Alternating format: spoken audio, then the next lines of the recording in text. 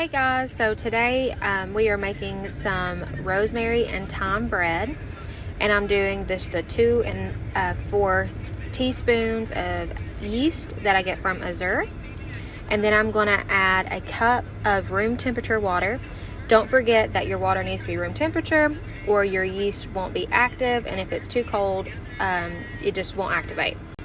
So after you add your cup of water, I'm going to add some salt into my yeast mixture, and this just gives your bread like really good flavor.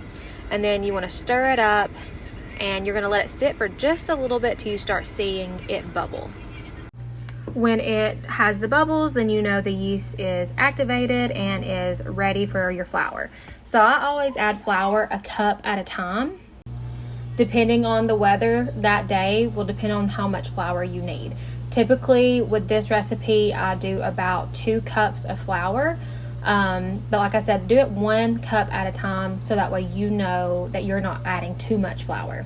So this is after 1 cup. As you can see, it's way too sticky, so I'm going to add more flour. And this was after like 2 1/4 cup I think, and I'm going to start kneading my dough. So I just knead it in the bowl that I put all the ingredients in.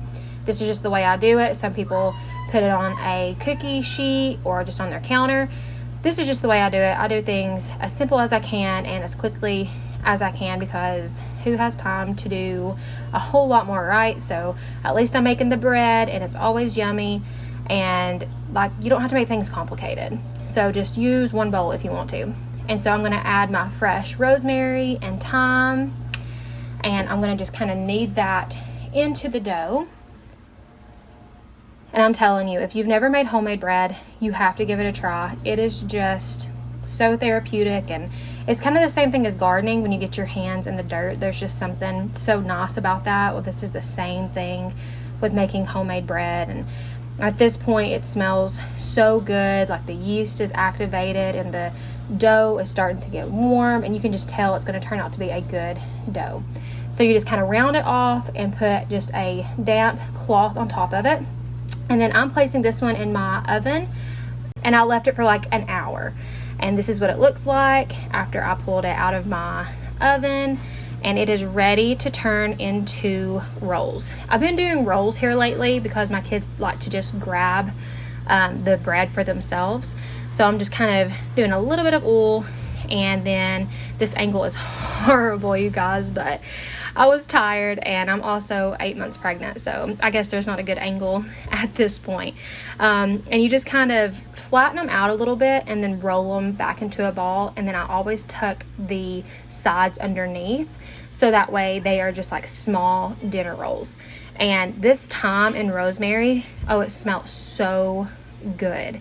And so I just do this, and I think it made a dozen rolls. And we actually like flew through these. Next time I'm going to double it. My kids are getting to the point where I'm going to have to start doubling my recipes anyway, but I was making some pork chops. I was doing it more like a pork roast because they were really thick. I got them from Costco. And if you don't cook in a large cast iron Dutch oven, like this just adds so much more depth of flavor. You really need to try the Lodge Dutch oven. It's amazing. Here's the rolls. They turned out so good.